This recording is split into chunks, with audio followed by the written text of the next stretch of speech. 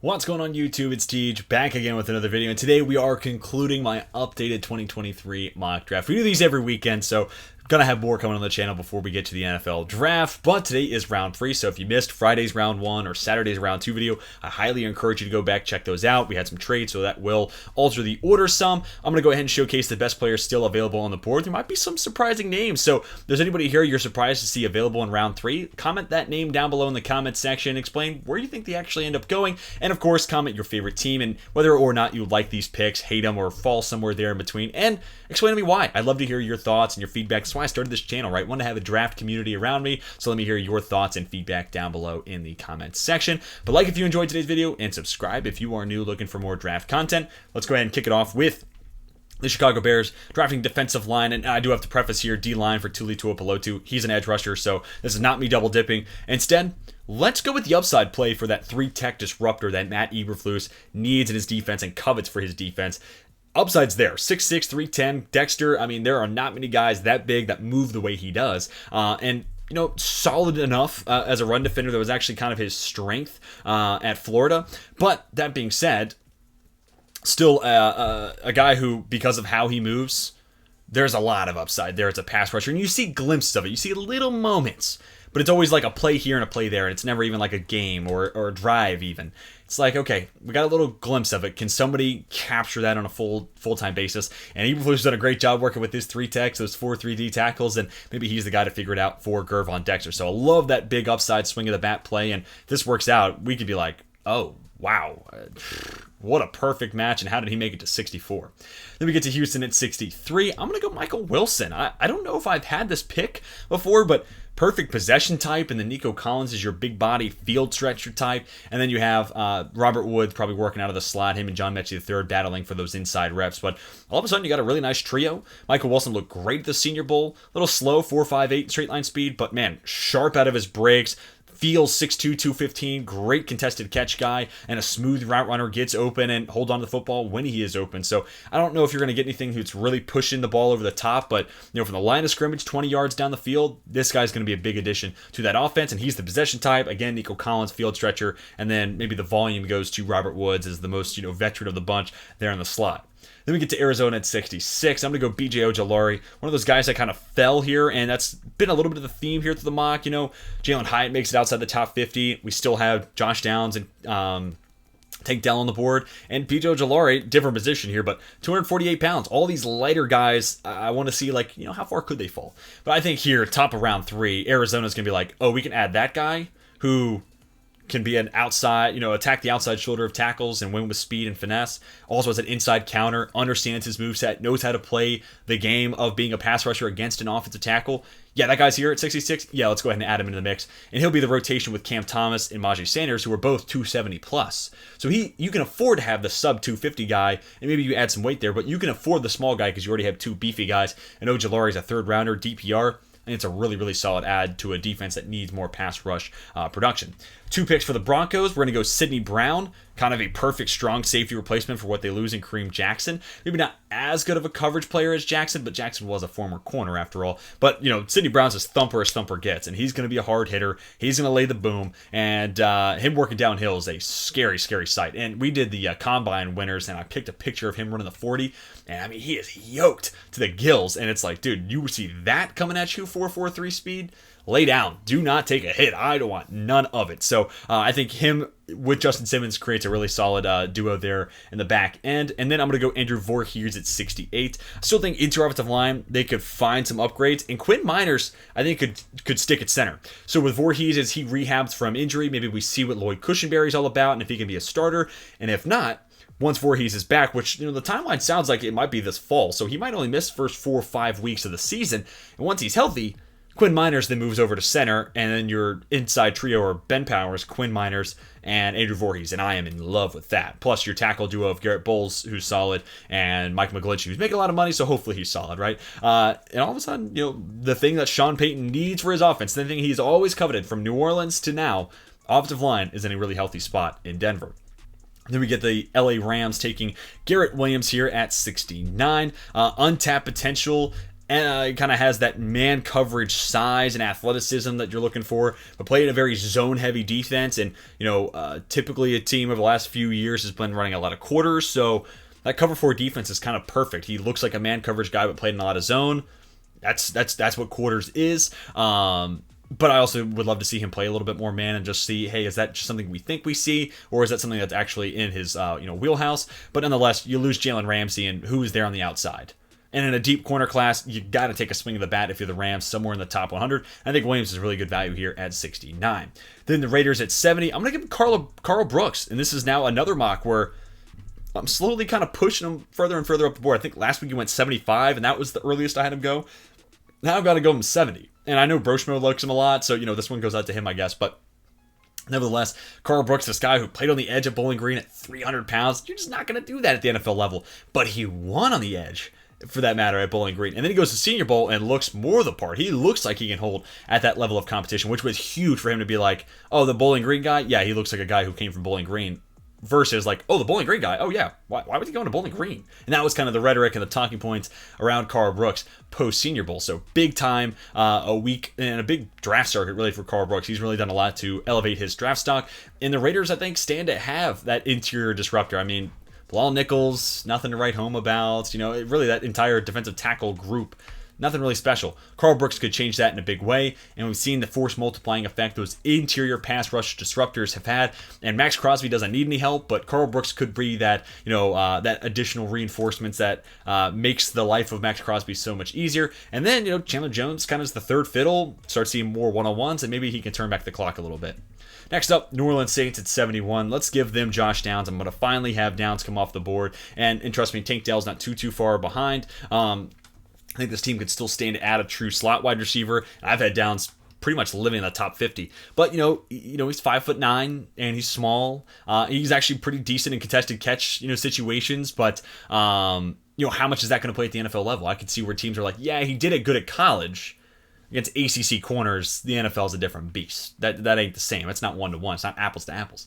So that could be a bit of an issue, and maybe that slighter frame causes him to fall down the board, and that's what I wanted to explore here. I think 71 is a pretty hard floor for me, though, because, again, New Orleans could stand to add another slot wide receiver, and plus his yards after the catch ability with Michael Thomas working the underneath possession game, Chris Olave, who is an awesome field stretcher, but you don't really get much of him in the way of a yards after the catch weapon. So Downs is the yak guy who can also work underneath.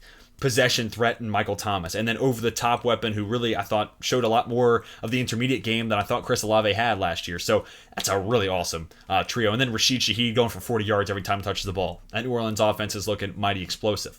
Next at 72, I'm going to give the Tennessee Titans a corner here in Eli Ricks. I think they can still get better there. Christian Fulton last year of his deal, Roger McCreary with the short arms, Caleb Farley unfortunately has not worked out yet as a first rounder. Never say never close the books there, but that's looking like a wasted, squandered first rounder as of right now. So Eli Ricks kind of could be the inverse of that, where has first round talent, but just didn't really play that much. So take the risk here in the third round and say, hey, we'll keep him on the field. He'll learn the playbook. He's 6'2", like 88th percentile arm length. 188 pounds isn't ideal, but it's not 166 Emmanuel Forbes, right? Like, I don't think it's the end of the world. And this guy's going to be our man press specialist. And hey, Mike Vrabel, the former New England Patriot, where they used to run a bunch of man press, I think he's looking at this. He could look at this and say, yep, that's the guy. That's the tone setter on the outside that we need. That's going to take away the number one wide receiver. Our pass rush is going to step up because of it, and my defense is going to be where I need it to be. So I think this is actually a really, really spicy fit. And 72, pretty good value for a really solid corner with an abundance of upside. At 73, I'm going to give Byron Young to the Houston Texans. So we did go interior defensive line here with Brzee, but they also need edge help. Let's give them the 250-pound guy who's 98th percentile in the broad jump and runs 4.43. And let's see if we can kind of create a little bit of a spark there on the edge. When Jerry Hughes is leading the way in regards to pressures and hurries and sacks, you got an issue. And, what does this roster look like in 5 years? I can almost guarantee Jerry Hughes is not on it. So let's try to find that future answer. And Byron Young has that potential, really crushed it at the combine. I don't know if I always see that athleticism show up, but that athleticism speaks and it's there. So leave it to D'Amico Ryans to figure out how they use that. Also, D'Amico Ryans coming from San Francisco, they prioritize defensive line. And I wouldn't be surprised to take 2 swings of the bat, maybe one guy on the inside, one guy on the outside. That's exactly what I put together here for Houston. Next up at 74, I'm going to go back to the interior defensive line well here. Moro Ojomo. This might be the earliest I've had Ojomo go. And man, 6'3", 292. I think he's fine as that other defensive tackle next to Dalvin Tomlinson, who Tomlinson's there to be a run stopper who could also periodically bring some pass rush juice. Moro Ojomo's kind of the same thing, just in a different body. High-level run defender at Texas. Really good athlete. Shoots gaps. Good with his hands. Sheds blocks at a high level, and that's all what's kind of led to him being a good run defender at Texas. But also like a pass rush win rate at 18% or just under, maybe 17.7% if my memory serves. That speaks. So I hear a lot of people talk about his run stopping upside, but I don't think he's bad as a pass rusher either. And keep in mind, this defensive line is Myles Garrett, so he's going to be seeing one-on-one. So he's going to have some favorable matchups. And I think this spot here in Cleveland where we'll see that run stopping ability right away. Him and Dalvin Tomlinson will be a much needed inside run stopping tandem for that Cleveland defense that has been so soft up the middle, both at linebacker and at D tackle. But also, I think there's some sneaky pass rush upside here with Ojomo. You sign Ogbo Okoronkwo. You have Myles Garrett, who's one of the best edge rushers in football. That defensive line's come together there in Cleveland if this were to be the pick here at 74. At 75, this is where I'm going to have Tank Dell come off the board. Look, I know Atlanta signed Scotty Miller, but look, no disrespect to Scotty Miller. More NFL games played in his career than mine. He's not good. He's just not good. Like, don't let that signing be like, oh, there you go, you got your burner. Don't need to draft it now. No, you could do so much better. Plus 1 year deal if memory serves. Let's go ahead and get a guy who's better and you got 4 years of contract control over. Yeah, Tank Dell's the man. I'm a huge Tank Dell guy. He's one of my top 5 wide receivers this year. Awesome release packages, 6-foot wingspan, so I think he'll be able to handle press coverage well enough for being someone who's 5'8", 5'9". So I think you can play him on the outside, which is also key, and I hope Arthur Smith move these pieces around. Like, I'd love to see Kyle Pitts play tight end, and then on the outside, it's London and Tank Dell, something like that. And I think Desmond Ridder has a solid arm, so to have an over-the-top speed threat. And again, I know Scotty Miller could be this guy, but he's just not that good. Too many drops in his career. I'm past Scotty Miller. Tank Dell could be that burner. He could be the over-the-top threat that Ridder looks to for those long balls. And then with Tank Dell added as that deep threat, there's so much more room for Drake London to eat up over the middle of the field, the intermediate parts of the field where he is an animal in that spot. And that was why he was my tier 1 in 2021 for wide receivers. Like, he cooks there, and he's great yards after the catch. So give him space to run after the catch. He's gonna be a threat. He's gonna be more than the threat. He's gonna be a headache for opposing defenses. And then Kyle Pitts, a guy who works in the middle of the field awesomely, and intermediate threat. We'd love to see more production out of that, but coming out of Florida, it wouldn't be surprising that here in year 3 we start to see that same type of production, the same kind of heat map where he is so successful and where he wins over the middle of the field. And I think adding that burner opens up that middle part of the field, the between the hashes, that 10 to 20 yard range, a ton for those guys.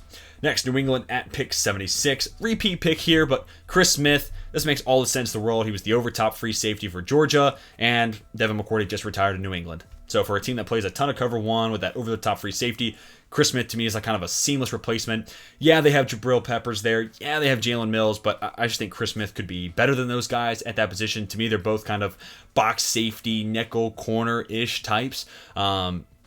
So I don't know if they're really your Devin McCourty replacement. I think Chris Smith definitely can be. And it's going to be paramount for that defense and how they implement their safety. So would love that fit. And I also think it's a great place for Chris Smith to go too. So see the field immediately and play a role that he's comfortable in, and we can see the best version of Chris Smith pretty much right away.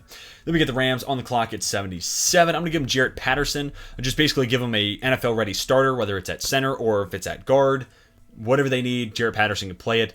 Nothing special about him from an athletic standpoint, from his frame standpoint.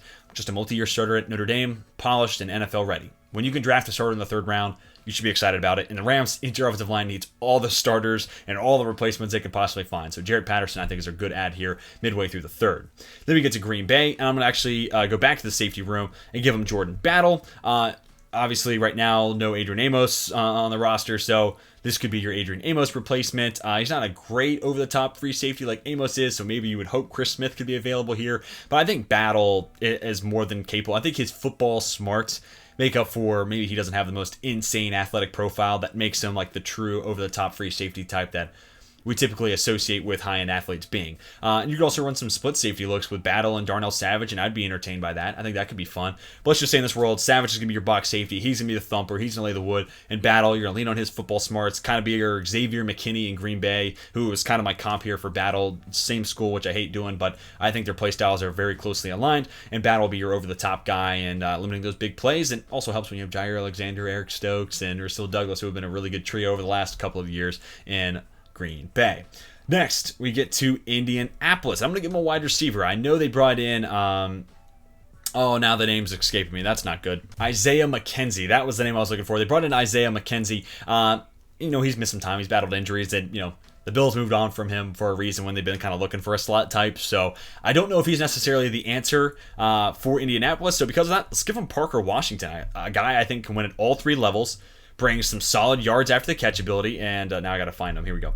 But also sneaky contested catch skills. Not the biggest guy or anything like that, but I think can be a good route runner at all three levels as well. So just a solid, stable, consistent slot wide receiver, and maybe a little bit more contested catch ability than people want to give him credit for. But Michael Pittman plays on the outside. Pierce plays on the outside. If Washington sticks and hits at the slot, that's a really awesome three-receiver set to roll out with your future franchise quarterback in Anthony Richardson, which is how we've had it play out in this mock draft. Next, we get to the Pittsburgh Steelers, my favorite team at pick number 80. And, I don't think that Calvin Austin can't be the third wide receiver, but just in case, maybe he is only a gadget guy. Let's go Marvin Mims. Another small guy, which I understand it's like, you're going to replace one small guy with another. But I think Mims can play on the outside, 4.38 speed, and a route runner I think can win at all three levels. Really good yards after the catch ability, and I think maybe a little bit better of a route runner than Calvin Austin, who a lot of his plays in Kentucky with Liam Cohen there as the OC, felt like he was a guy who got schemed open more than he got open, where Mims, I think it's a little bit less of that case. He obviously had Lincoln Riley at the beginning of his career at Oklahoma, and that certainly helps, but I think I can trust Mims more consistently down in and down out to get open. So worst comes to worst, you have four really good wide receivers, which is a great spot that Pittsburgh loves finding themselves in. And I think Mims could be this guy who plays in the slot, or he plays on the outside and Deontay Johnson moves inside. However it shakes out, Johnson, George Pickens, Marvin Mims, I'm excited about that as a Steelers fan. Next, we get to the Detroit Lions at 81. I'm going to draft him an interior offensive lineman, Emil Ekiyor. I think he could be your seamless replacement for Big V, who missed all of last year. And no one's really talking about guard being a potential need, but I think it matches their identity. They want to be kneecap biters. They want to be physical. They want to be tough.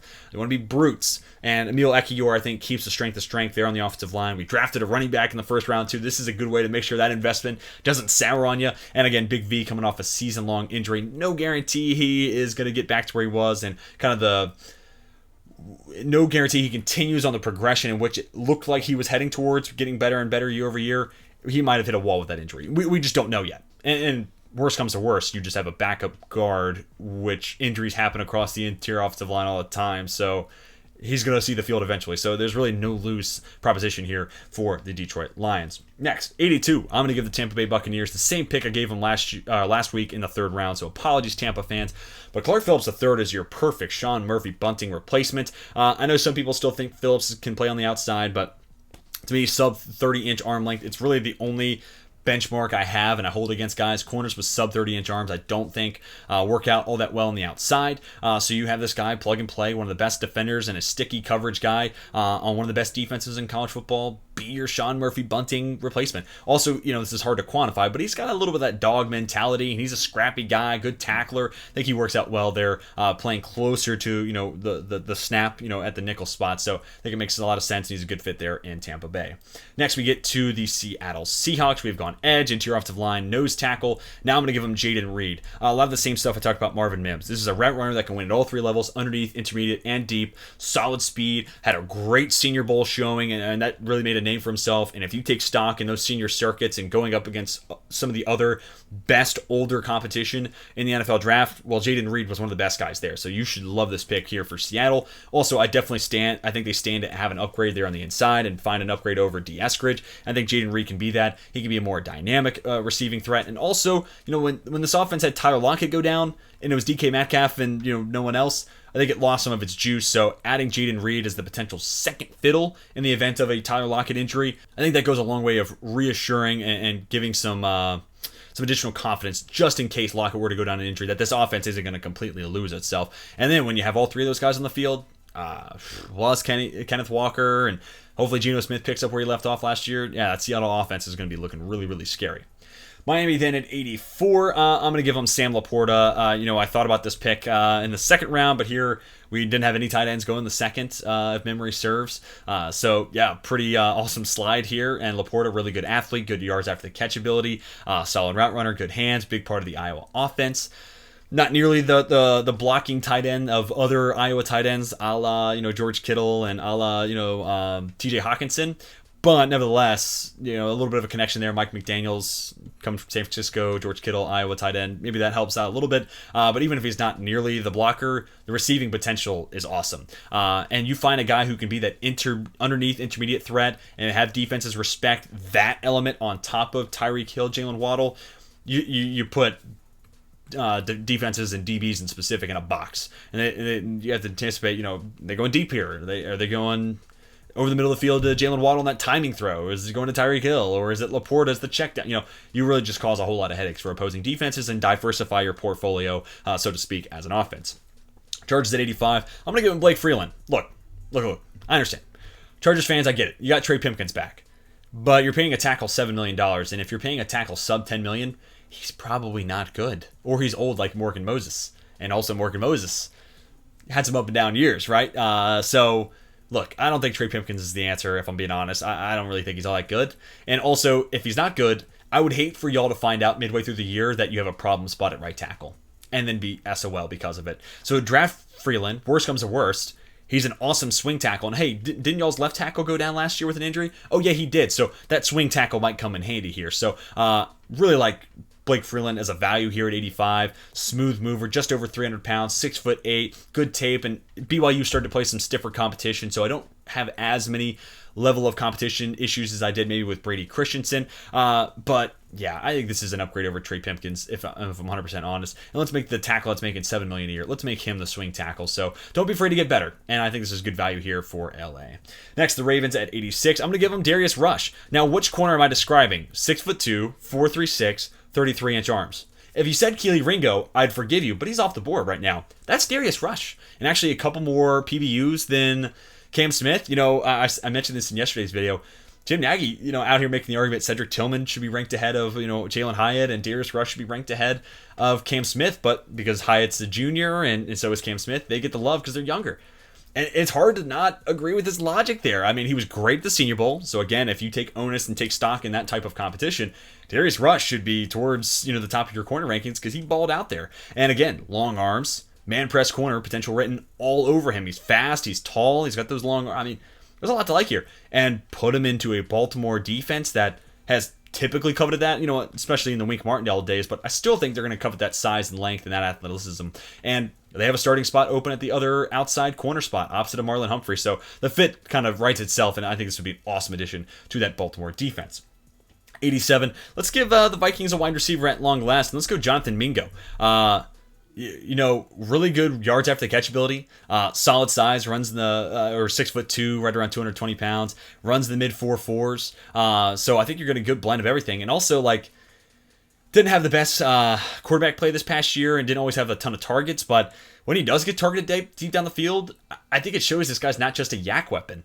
So with speed, he could be a clear out guy. I think he can play on the outside. I think he could be the complement to Justin Jefferson, but also the yards after the catch ability could be a good way to kind of make the game simple and take a little bit of the load off the shoulder of Justin Jefferson. And then also you have a burner in KJ Osborne, where that is what he does best, work down the field and create chunk plays. So all of a sudden that trio looks pretty good. That is dependent on Jonathan Mingo kind of working out, but I'm starting to find more and more people showing some love for Mingo, and I want to jump on that bandwagon here. And the more tape I watch, again, limited amount of targets, but what you see, it's impressive. And if we could have seen more of it, then he probably goes a lot earlier than 87. Then we get Jacksonville at 88, and I'm going to go Jalen Duncan here. This is just to create a little bit of a battle maybe between him and Walker Little. Iron sharpens iron, and if Little wins the battle, then great. Hopefully he's that much better. And if Duncan beats him, then hopefully you're that much better as a team. And also Cam Robinson, he's a middle of the road tackle. Kind of gotten better and better over the last 2 years, but still, let's call him average, tackle and making more than average money. So maybe at the end of his extension, Jalen Duncan becomes his replacement. And it's a good spot for him to land too, because maybe he doesn't have to start. Maybe it is, Robinson and Little's job for the next 2 years. And Duncan can afford himself the time to kind of grow and learn and become better and a more polished player, because first round size, first round athleticism, just doesn't have first round tape, but with the proper coaching that could come along. So would love to have him kind of create a competition with Little. If Little wins the job, then so be it. And then maybe he's your long-term Cam Robinson replacement. I think 88 is around the right spot where Duncan's going to end up going. Then we get to the New York Giants. I'm going to give them big body, contested catch, physical guy in Rashee Rice. They have a lot of wide receivers who are a little bit more slightly built. Paris Campbell, Darius Slayton, Wan'Dale Robinson. So let's add a little bit more mass, a little more contested catchability, and that's Rashee Rice's calling card, except if he's going one-on-one with Deonte Banks. It's the one guy I saw that could kind of match him there. But nevertheless, Rashee Rice as that contested catch, possession, X-receiver role, I think he fills that to a T for New York, and then it makes everyone else's job that much easier. Paris Campbell can focus on being a yak over-the-top weapon. Darius Slayton can work deep down the field. And, if they bring back Richie James, he can work the slot. Wan'Dale Robinson can eat up over the middle of the field of the slot. I think you just buy yourself some easier roles for the other guys to settle into, as opposed to having to be the number one, having to be the volume guy. I think Rashee Rice can work through contact and kind of serve as that. I don't know really who the number one's going to end up being when it comes to targets, but if it ends up being Rashee Rice, it's probably a lot of the TJ Houshmandzadeh type of stuff. 10-yard catch at a time. Let's just move the sticks, keep this drive alive. And I think Rice will be skilled at that at the NFL level. Next up, Dallas at 90. I'm going to give him Tucker Kraft. I think tight end in the third round. Really good spot to find your Dalton Schultz potential replacement. And I know they have Jake Ferguson and Peyton Hendershot there, but I don't think it'd be a bad idea to add a third guy just in case. Really good athlete and comes from a small school and dominated. But maybe that does translate to the NFL level, and he's just an awesome receiving weapon and gives you more juice than what Ferguson presents and more juice than what Hendershot presents. And at this point, I just want to have as many options and threats around Dak Prescott as possible. I want to keep that ecosystem around him the best it possibly can be, and let's see if we can win the NFC East this year. I think Kraft, even if he doesn't see the field right away, could eventually become a starter and a replacement for Ferguson and Hendershot. Kind of like how those guys eventually were the replacement to a Dalton Schultz. Next, Buffalo Bills at 91. I'm going to go Tyler Steen. Haven't had him go this high, I don't think, in a mock, but I think this is just a multi-year starter, transfer from Vanderbilt to Alabama, solid, decent movement skills, big enough, strong enough, just kind of, middle of the road, can be capable, could be a starting plug-and-play tackle, may not be high-end tackle, but could be if you get into a pinch. And in this case, I just kind of want to have that insurance just in case Spencer Brown doesn't get any better, or if Deion Dawkins gets hurt. So I think having that third tackle, I just think about what could keep the Bills out of a Super Bowl, right? And one of those is cornerback injuries and offensive tackle injuries. So I just want to go ahead and draft with that thought in mind. Let's go ahead and have that backup offensive tackle ready to go, and let's draft someone who can give us some solid play. I think that's exactly what Steen could do in a fill-in basis. Then we get to Cincinnati at 92. I'm going to go with a different pick here, and I'm actually doubling down at corner when I do it. Jartavius Martin, where is he at? Oh, he's in the safeties. That's right. And I'm kind of thinking him box safety, nickel corner role. I mentioned this yesterday where Mike Hilton's in the last year of his deal. Might be smart to have him, hit the mark and get paid elsewhere. You save that money for Jamar Chase, T. Higgins, Joe Burrow, all those guys. And then Martin just takes over in the slot. He's a high-end athlete. And, honestly, in retrospect, kind of wish I put him in my corner rankings over Jacorian Bennett. But either one of those guys could have worked as CB18. Both are nickel-only high-end athletes. So I think in retrospect, I think Martin's tape might be a little bit better, while Bennett might be a little bit more freaky of an athlete. So give and take, yin and yang, whatever your poison is of choice there. But Martin, man, as that future Mike Hilton replacement would be really fun. But also right away could also be someone who rotates in at safety. It just gives you that third fiddle behind Nick Scott and Dax Hill. And as they're going through this transformative phase, leaving the days of Jesse Bates and Von Bell, wouldn't hurt to have that third guy in just in case injuries arise or shit kind of hits the fan. Next, I'm going to give Carolina Cedric Tillman. Again, Jim Nagy's making the argument he should go ahead of Jalen Hyatt. And I mean, I understand he's got more size, more contested catch ability. He's great on those comebacks, great work in the sideline, making sure he gets the toe tap down. That's what you're kind of looking for in Carolina too, right? Like that possession, X contested catch, work the sideline, play it like a rope type of guy. Terrence Marshall Jr. I think could be him, could be that dude, but we don't know yet. So him and Cedric Tillman, go ahead and let them duke it out, and let's see if we can find an answer. And if worse comes to worse, you have two of those guys on the outside, because then you also have Laviska Shenault, who unfortunately hasn't really worked out the NFL level. I loved him coming out of Colorado, but he hasn't worked out yet, so there's no way to guarantee that's going to be an answer. So I could see a receiver core with Thielen in the slot, and then Tillman and Terrence Marshall Jr. on the outside. I could totally see that. And then Laviska Shenault's kind of a gadget guy. We'll see. Thielen also might get hurt, and Shenault might become your slot. So I think there's a lot of different ways you could have this play out. But adding that fourth wide receiver, I think, is important, especially if you can add this big body type like a Cedric Tillman. And I think at 93, you're getting pretty good value there. 94, I'm going to give Philadelphia DeMarvin Overshown. I wasn't really happy with the linebacker selection I gave Philly last week. Feel a lot better about Overshown here at 94. Really good value. My top five off-ball linebacker for me. He was number 5 preseason, number 5 now. Safety converted to linebacker. One of the bigger linebackers, but that said, he's still like 230 pounds. But 6'3", has a good feel for coverage, and he really cleaned up as a tackler this last year at Texas, signaling to me this guy is starting to figure it out. And I want to get on the train when he fully figures it out. Like, I want to ride this progression wave of sorts for Overshown. If we can figure out and teach him how to be a better run defender in regards to filling lanes and continue to shore up that tackling, and then maybe make him a little bit more of a man coverage weapon, then you're talking about a complete linebacker. But even if you just talk about his zone coverage feel, considering he's a safety turn linebacker and he plays with that, and then he just becomes a more sound run defender, fills lanes, and continues to not have tackling issues, this guy's more than worth a third-round pick. And then you turn a third-rounder last year into Kobe Dean and a third-rounder this year into Marvin Overshown into a more than solid, more than capable linebacker tandem up the middle. And that's the Howie Roseman way, right? Let's move on to the Kansas City Chiefs at 95. I'm going to give you a potential right tackle option in Wanya Morris. Really good mover. He is one of those guys that it's not always pretty when it comes to tape, but the size and athleticism, we're going to have him go relatively high. Like, he's going to be off the board before we get to the 5th round because size and speed, size and athleticism. Yes, again, a little bit of a work in progress, but him, Darian Kennard, who I'm kind of hoping Darian Kennard just wins the right tackle job. I think he deserves it. I think he should have gone before the 5th round last year. But Morris, Kennard, Niang, let them figure out who's going to be your right tackle. Let that be a 3-way battle for right tackle. Whoever wins, hopefully that competition made that player that much better, and that keeps that offensive line as a point of emphasis and a point of strength there in Kansas City. So I think Wanya Morris is just a good way to kind of solidify a strength stays the strength. 96. I'm going to give the Cardinals a running back. They have a lot of other holes they can fill, but also James Conner, last year of his deal. So I'm going to give him Tank Bigsby. You know what? Actually, forget it. I always go Tank Bigsby. I always go Sean Tucker in these mocks. Let's talk about Roschon Johnson. Had a couple top 30 visits, 6 foot, 220, and he plays with a ton of power. I mean, like, he is a brute force, and one of the highest forced missed tackle rates in college football this past year. Smaller sample size, but that being said, I'm going to have to take a page out of the Chris Sims and PFF playbook. They said the same thing, and I've been saying the same thing this whole draft cycle, but, they're the big wig, so I don't want to feel like I don't want to be pointed at as someone taking other people's words, so I want to give them credit too. But I've been saying this whole cycle. But anyways, the point being, there's one school in the country where Roschon Johnson is in the lead back, and that was Texas, because Bijan Robinson exists. So, I think he's a starter legitimately every other college, or at least the lead guy in a committee at almost every other college in the country.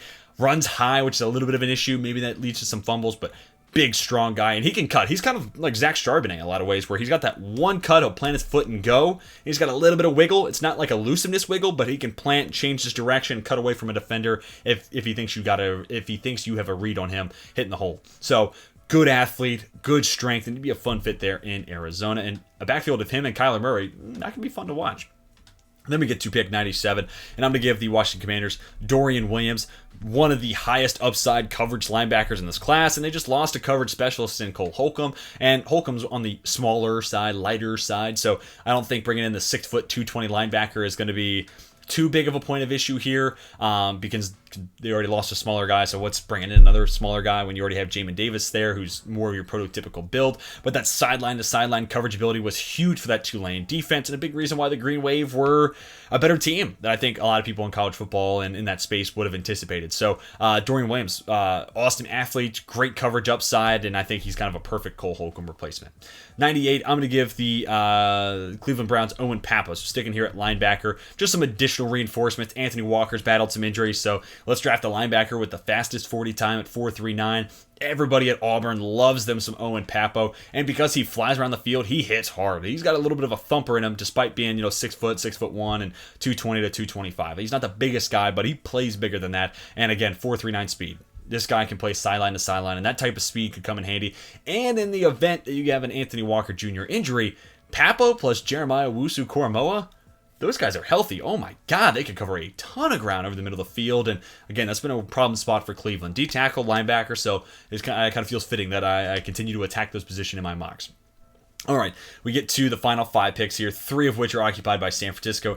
99, I'll make this one quick. Travius Hodges-Tomlinson. This is just like drafting Jason Verrett all over again. A little scrappy, some penalty issues, but I think that could be fixed. I don't think that's going to be an issue at the NFL level. Really good in coverage, too. One of the best nickel, I don't even want to say nickel corners, one of the best coverage corners in college football, point blank and simple. But I do think at the NFL level, he will play nickel only. But good news, San Francisco lost Jimmy Ward, so they have a starting role at nickel available. And next up is pick number 100, held by the Las Vegas Raiders. I'm going to go Nick Broeker. I still think they can add one more interior offensive lineman. Maybe if Broeker works at left guard, you move Parham over to center or right guard, and then Jermaine Illuminor kicks out to right tackle, where he was pretty solid down the stretch at the end of last season.